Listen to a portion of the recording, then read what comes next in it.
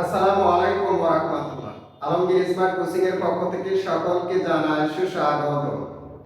HSC ও অন্যান্য পরীক্ষা 2025 হিসাব বিজ্ঞান দ্বিতীয় পত্র। সুপ্রিয় ভিউয়ার্স, প্রারম্ভিক মূলধন কিভাবে নির্ণয় করতে হয় আজকে সে বিষয়ে আলোচনা করব। আশা করি শেষ সময় পর্যন্ত আমার সাথেই থাকবেন। So let's go. বছরের শুরুতে নগদ টাকা, আসবাবপত্র, যন্ত্রপাতি, ভূমি, দালান কোঠা, অফিস সরঞ্জাম, অফিস সাপ্লাইজ, মোটর গাড়ি, পণ্যদ্রব্য, ঋণ, প্রদেয় হিসাব নিয়ে ব্যবসা শুরু করলে সুপ্রিয় ভিউয়ার্স কিভাবে আমাদের প্রারম্ভিক মূলধন নির্ণয় করতে হয় সে বিষয়ে আমরা আজকে জানব। প্রথমে সব কাটবো, বিবরণ, টাকা টাকা। এবার অঙ্কতে চলে আসি।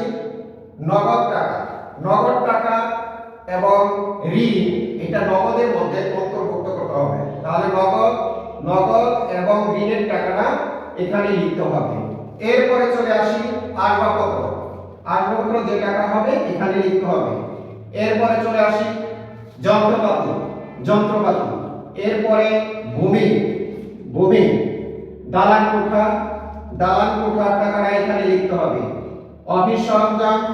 অফিস সরঞ্জামের টাকা এখানে লিখতে হবে। অফিস সাপ্লাইজ এখানে লিখতে হবে। মোটর গাড়ি এখানে লিখতে হবে। পণ্যদ্রব্য লিখতে হবে। এরপরে চলে আসি ঋণের টাকা। সবগুলা যোগ করার পরে ঋণ যেহেতু দীর্ঘমেয়াদী দায়, ঋণের টাকাটা কি করতে হবে? ঋণের টাকাটা বাদ দিতে হবে। বাদ দেওয়ার পরে সুপ্রিয় ভিউয়ার্স এখানে লিখতে হবে। এরপর প্রদেয় মানে স্বল্পমেয়াদী দায়ের পরিমাণটা কি করতে হবে? বাদ দিতে হবে। বা প্রদেয় হিসাবের টাকাটা কি করতে হবে? বাদ দিতে হবে।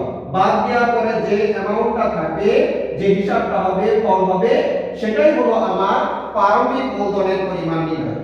কিসের পরিমাণ নির্ণয়? প্রারম্ভিক মূলধনের পরিমাণ নির্ণয়। সুপ্রিয় ভিউয়ার্স, ভিডিওটি যদি ভালো লাগে নিজেরা মনোযোগ সহকারে দেখবেন, পাশাপাশি সবাইকে দেখার সুযোগ করে দিবেন। আল্লাহ হাফেজ।